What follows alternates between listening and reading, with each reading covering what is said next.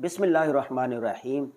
مومن کا، مسلمان کا، ہر شخص کا اگلا دن پچھلے دن سے بہتر ہونا چاہیے، ہر اعتبار سے، مال و دولت کے اعتبار سے، صحت کے اعتبار سے، سلامتی کے اعتبار سے، اعمال کے اعتبار سے۔ نیا اسلامی سال شروع ہو چکا ہے، تو آپ نے اپنا جائزہ لینا ہے۔ جو سال گزر گیا اس میں میری طرف سے کیا کوتاہیاں رہیں، بے حیثیت فرد، بے حیثیت ادارہ، بے حیثیت قوم، بے حیثیت خاندان، آپ نے جائزہ لینا ہے۔ اور پھر آپ نے یہ دیکھنا ہے کہ اس سے پچھلا سال جو تھا، یعنی 2 سال پہلے میں صحت کے اعتبار سے کہاں کھڑا تھا، مالداری کے اعتبار سے کہاں کھڑا تھا، اعمال کے اعتبار سے کہاں کھڑا تھا، اثر و رسوخ کے اعتبار سے کہاں کھڑا تھا، اور آج کہاں کھڑا ہوں۔ جو غلطیاں ہیں، جو ندامتیں ہیں، جو پریشانیاں ہیں، کہ جو ٹینشنیں ہیں، ان سے میں کس طرح بچ سکتا ہوں، تو آپ نے اگلے سال کی منصوبہ بندی کرنی ہے۔ ابھی میں ایک حدیث پاک پڑھ رہا تھا، تو حضرت عبداللہ بن مسعود رضی اللہ تعالیٰ عنہ فرماتے ہیں کہ میں کسی چیز پر اتنا نادم اور شرمندہ نہیں ہوا جتنا ایسے دن کے گزرنے پر جس کا سورج غروب ہو گیا ہو، جس کی وجہ سے میری زندگی کم ہو گئی ہو لیکن میرے عمل میں اضافہ نہ ہو سکا ہو۔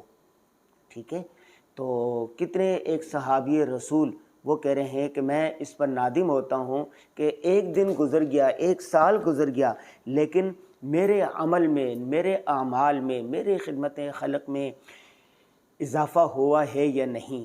آج سالوں پر سال گزر رہے ہیں، ہم اپنا محاسبہ نہیں کرتے۔ میں 12 پوائنٹ لکھ کر لے کے آیا ہوں، یہ میرے پاس ہے، 12 پوائنٹ لکھ کر آیا ہوں۔ ہماری کتاب ہے کامیابی، تو اس پر اس کی تفصیل موجود ہے۔ 12 پوائنٹ پر پورے 12 چیپٹر موجود ہیں۔ کامیابی پورے پاکستان میں دستیاب ہے، آپ اس میں پڑھ لیں تو آپ کو بڑی سہولت ہو جائے گی۔ اس کا خلاصہ میں ابھی 3-4 منٹ میں آپ کے سامنے رکھتا ہوں۔ سب سے پہلی بات، نیا سال نئے امید، نئے جذبوں کے ساتھ شروع کرنا چاہیے۔ جو گزرا، جو ہوا سو ہوا، ٹھیک ہے، جو گزر چکا ماضی میں نہیں پڑے رہنا چاہیے، لکیر کا فقیر نہیں بنے رہنا چاہیے۔ میرے ساتھ ایسا کیوں ہوا، اس نے کیوں کہا تھا، اگر میں یوں کرتا تو یوں ہو جاتا، ایسا اس نے کیوں کہہ دیا تھا، میری یہ غلطیاں تھیں۔ یہ ٹینشن میں رہنا، ڈپریشن میں رہنا، ماضی کو یاد کرتے رہنا، یہ کوئی عقل مندی والی بات نہیں ہے۔ ٹھیک ہے، آگے بڑھنا چاہیے۔ ماضی میں جو کچھ ہوا اس کو بھول جائیں، چھوڑ دیں، سب کو معاف کر دیں۔ تو پہلی بات یہ ہوئی کہ آپ نے اپنی نیت کو، اپنے ارادے کو درست کرنا ہے کہ ماضی میں جو کچھ ہوا سو ہوا۔ کل بنی آدم خطاء وخیر الخطائین التوابون، تمام بنی نو، تمام انسان خطا کار، ٹھیک ہے، لیکن بہترین وہ ہے جو توبہ تائب ہو جائے۔ تو سب سے پہلے آپ نے اپنے گناہوں پر، اپنی غلطیوں پر نادم ہونا ہے اور توبہ تائب ہو جانا ہے۔ ٹھیک ہے، دوسرا کرنے کا کام یہ ہے کہ آپ نے دینی علوم حاصل کرنے ہیں بقدر ضرورت۔ حلال حرام، جائز ناجائز، اتنا علم حاصل کریں، دینی علم حاصل کریں کہ آپ کو حرام، جائز ناجائز کا پتہ چل جائے، فرائض کا پتہ چل جائے۔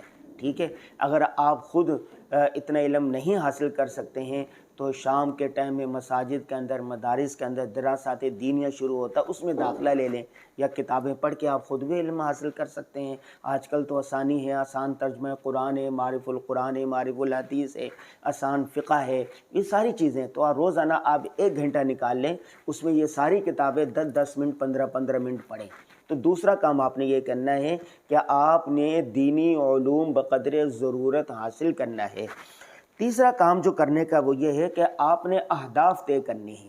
جب منزل متعین ہوتی ہے، منزل کا پتھر آپ کو نظر آ رہا ہوتا ہے، آپ کو پتہ ہے کہ مجھے ادھر جانا ہے، ٹھیک ہے، اہداف مقرر ہوتے ہیں، پھر اس کے لیے آپ منصوبہ بندی کرتے ہیں۔ شیخ سعدی نے کہا تھا نا، این راہ کہ تو میروی بترکستان است، اب اس نے کہا نصیحت کرتے ہوئے کہ میرے بیٹے، میں ڈرتا ہوں کہ تو اپنی منزل مقصود تک نہیں پہنچے گا۔ کیوں؟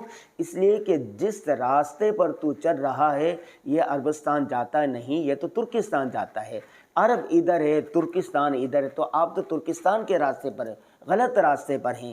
اگر آپ کو منزل پر پہنچنا ہے تو اہداف کو متعین کرنا پڑے گا۔ نمبر 4، جب اہداف متعین کر لیے آپ نے تو اب آپ نے ٹائم مینجمنٹ کرنی ہے، اپنے ٹائم کو منظم کرنا ہے۔ بہت سارے لوگ ہوتے ہیں وہ تھوڑے سے ٹائم کے اندر زیادہ کام کر لیتے ہیں، اور بہت سارے لوگ ایسے ہیں کہ وہ 24 گھنٹوں کے اندر ایک کام بھی ڈھنگ سے نہیں کرتے۔ یہ کیا ہے؟ اپنے کاموں کو منظم کرنا۔ سب کے پاس 24 گھنٹے ہیں، تو آپ نے 24 گھنٹے کس طرح گزارنے ہیں، ایک ٹائم ٹیبل بنا لیں، اس کے مطابق آپ ٹائم گزاریں۔ آپ کوئی بھی ہیں، آپ استاد ہیں، ٹیچر ہیں، آپ شاگرد ہیں، آپ کاروبار کرنے والے ہیں، آپ کا بڑا بزنس ہے، آپ کوئی حکمرانی کر رہے ہیں، آپ نوکری کر رہے ہیں، کچھ بھی کر رہے ہیں، لیکن آپ کا ایک شیڈول طے ہونا چاہیے، ٹھیک ہے؟ یہ آپ کو آپ کے منصوبوں تک پہنچانے میں مدد کرے گا، معاون کرے گا۔ پانچویں بات یہ ہے کہ روزانہ اللہ تبارک و تعالی خالق ہیں، مالک ہیں، اللہ تبارک و تعالی کے ساتھ ہم کلام ہونا چاہیے۔ ہم کلام ہونے کا مطلب ہے کہ روزانہ قرآن پاک کی تلاوت کریں۔ صبح کے ٹائم کر لیں، دوپہر کو کر لیں، رات کو کر لیں، 24 گھنٹوں میں سے کم از کم 15 منٹ تلاوت کے لیے نکال لیں۔ تو یہ جو تلاوت آپ کریں گے، اللہ کے ساتھ ہم کلام ہوں گے، آپ کے تمام کاروبار میں اس میں برکت آئے گی۔ چھٹا کام کرنے کا یہ ہے کہ اللہ تعالیٰ سے دعا مانگا کریں۔ الدعاء مخ العبادت، دعا تمام عبادت کا مغز ہے۔ قال ربکم ادعونی استجب لکم، اللہ تبارک تعالیٰ کہہ رہے ہیں میرے بندو مجھ سے مانگو، میں دعائیں قبول کرتا ہوں۔ دنیا میں دو نظام چل رہے ہیں، ایک ظاہری نظام، ایک تکوینی نظام، جو خفیہ نظام ہے اللہ تبارک و تعالیٰ کا۔ ظاہری نظام تو ساری چیزیں حالات سازگار ہوتے ہیں، لیکن قسمت ساتھ نہیں دیتی، ٹھیک ہے؟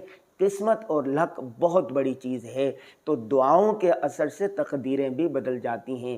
آپ نے نوافل پڑھ کے، ذکر و اذکار کر کے، صدقہ خیرات کر کے روزانہ اللہ سے مانگا کرنا ہے، یہ عادت بنا لیں۔ ساتواں کام کرنے کا یہ ہے کہ اللہ تبارک و تعالیٰ نے آپ کو جو کچھ دیا ہے، جو کچھ دیا ہے اس میں کہ اللہ کے بندوں کے لیے کچھ نکالیں، خدمت خلق تھوڑا سا کریں۔ اگر چاہے آپ پانی کا گلاس کسی کو روزانہ پلا سکتے ہیں تو پلائیں، ایک روٹی دے سکتے ہیں تو دیں، اور بھی کچھ نہیں کر سکتے تو لوگوں کے لیے آسانیاں پیدا کر لیں، اپنے چہرے پر مسکراہٹ رکھیں، خندہ پیشانی سے ملنا بھی صدقہ ہے، تو لوگوں کے لیے آسانیاں پیدا کریں۔ خدمت خلق کا جذبہ ہونا چاہیے، اپنی حیثیت، اپنی وسعت کے مطابق صدقہ خیرات کا اہتمام کریں۔ اگلا نمبر یہ ہے اتفاق و اتحاد اور اجتماعیت کی زندگی گزاریں۔ دفتر میں 10 لوگ بیٹھے ہوئے نا، اور 10 آپس میں لڑے ہوں گے، ایک کا منہ ادھر ہے، دوسرے کا ادھر ہے، ایک کہے گا پنکھا چلانا، دوسرا کہے گا نہیں ایسی چلانا، تیسرا کہے گا ایسی 16 پہ رکھنا، تیسرا کہے گا نہیں اس کو 26 پہ رکھنا ہے، تو لڑائی جھگڑا ہوگا۔ لڑائی جھگڑے کے ماحول میں، ٹینشن کے ماحول میں آپ کی صلاحیتیں اسی میں لگی رہیں گی ساری۔ اس نے مجھے یہ کیوں کہہ دیا، اس نے مجھے یہ کیوں کہہ دیا، اس نے مجھے گالی دے دی تھی، اس نے مجھے کونی مار دی تھی، اس نے میرے خاندان کو یوں کہہ دیا تھا، اسی میں جلتے بھنتے رہیں گے، اور آپ کی صلاحیتیں اسی میں غرق ہوتی رہیں گی، اور آپ کوئی تعمیری اور مثبت کام نہیں کر سکیں گے۔ اس لیے جس ماحول میں رہتے ہیں، جس جگہ پر رہتے ہیں، جس گھر میں رہتے ہیں، جس خاندان میں رہتے ہیں، تو آپ نے اجتماعیت کا ماحول بنانا ہے، دوستانہ ماحول بنانا ہے۔ اگلا نمبر یہ ہے امید کے چراغ بنے، روشن بنے، امید بنے لوگوں کے لیے۔ بے وستار شجر سے امید بہار رکھ، ٹھیک ہے؟ آپ جس جگہ پر ہیں وہاں پر قائم رہتے ہوئے لوگوں کو امیدیں دلائیں۔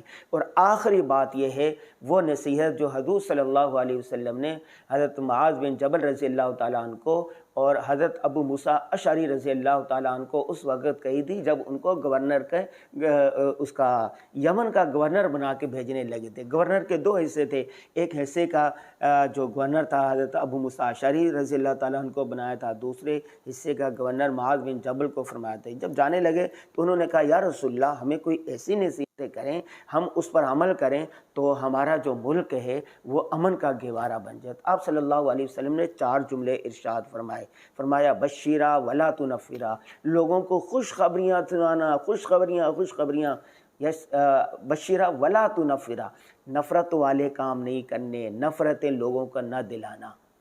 اور تیسرا جملہ یسرا ولا تعسرا، لوگوں کے لیے آسانیاں پیدا کرنا، راحتیں پیدا کرنا، لوگوں کے لیے مشکلات پیدا نہ کرنا۔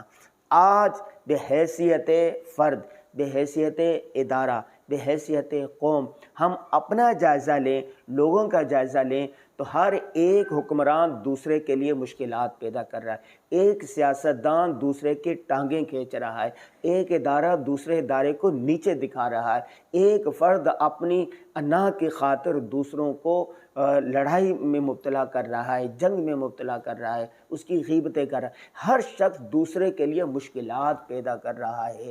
تو آپ نے نیت کرنی ہے کہ اس سال میں لوگوں کے لیے آسانیاں پیدا کروں گا، اس سال میں لوگوں کے لیے راحتیں پیدا کروں گا، اس سال میں لوگوں کے ساتھ اس طرح پیش آؤں گا کہ میں خوشخبریاں دینے والا بن جاؤں گا۔ اگر آپ نے یہ 12 کام کر لیے تو اللہ کی ذات سے امید ہے، قوی امید ہے کہ آپ کا آنے والا سال بہت بہتر ہوگا۔ بہتر کس طرح ہونا چاہیے؟ جیسے حدیث پاک میں آتا ہے نا، المؤمن القوی خیر من المؤمن الضعیف، قوی مسلمان، بہادر مسلمان کمزور سے بدرجہ بہتر ہے۔ قوی ہونا ہر اعتبار سے مراد ہے، وجاہت کے اعتبار سے، مال و دولت کے اعتبار سے، جسمانی طاقت کے اعتبار سے۔ تو آپ نے اپنے آپ کو اپنے دائرہ کار میں رہتے ہوئے اپنی وسعت کے مطابق اپنے آپ کو ہر اعتبار سے بہتر کرنے کی کوشش کرنی ہے۔ آج کے اس ویڈیو کا یہی پیغام ہے۔